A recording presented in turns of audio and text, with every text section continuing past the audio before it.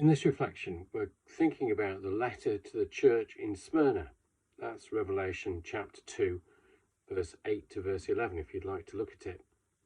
And the theme of the church as a suffering community.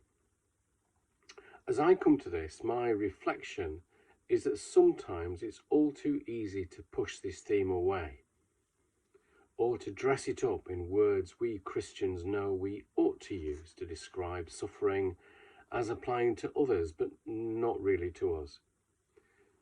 Yes, it's too tempting to want to push the reality of suffering away from ourselves and onto others, or onto the abstract and the far away. I know that some of us do experience suffering of different kinds, and in recent times, the worry of suffering has come close for all of us.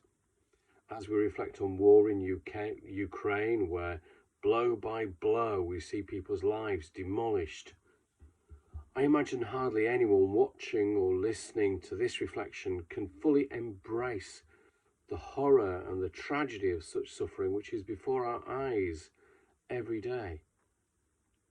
There's a word in the reading we're thinking about today to give depth of insight for us to draw on. It's one of two words actually translated as poverty in the New Testament. One means simply not having enough. The other means destitution, having nothing. So in this letter to the church of Smyrna, the Christians are described as being destitute, as having nothing.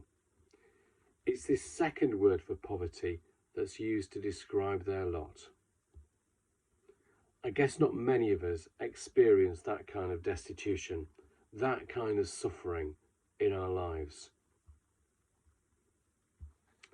Yet, these Christians in Smyrna, whilst poor, destitute, are described as rich. The sense of spiritual riches in the context of persecution. The Christians of the church are set against some who claim to be members of the synagogue of Satan.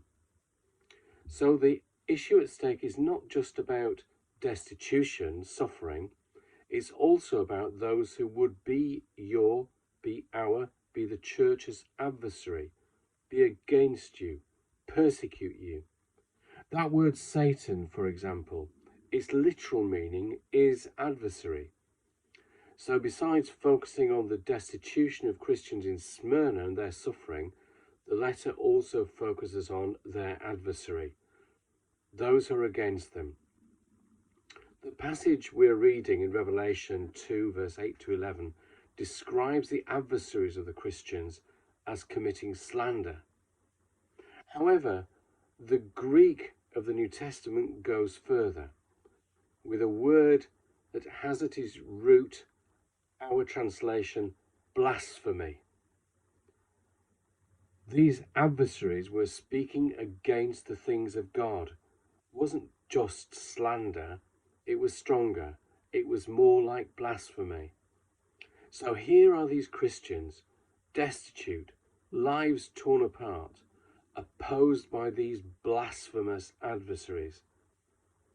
I guess not many of us can imagine such a state of affairs as we trot along to church and expect things of church to be there: hymns, liturgies, organs, clergy, even PCCs. But just try and imagine, if you can, you're facing a state of affairs where the church has its adversaries in Badsworth and in Ackworth, where people stand against us, stand against the gospel. Let me ask you, what would you do, Christian? Seriously consider that, Christian. What would you do in the face of destitution, in the face of an adversary of your faith? And would Jesus say to you, Christian, in spite of your poverty and destitution, I can see you are rich in spirit? Go on, have a think about it. Consider the richness of your faith in the light of your preparedness to suffer destitution for Christ.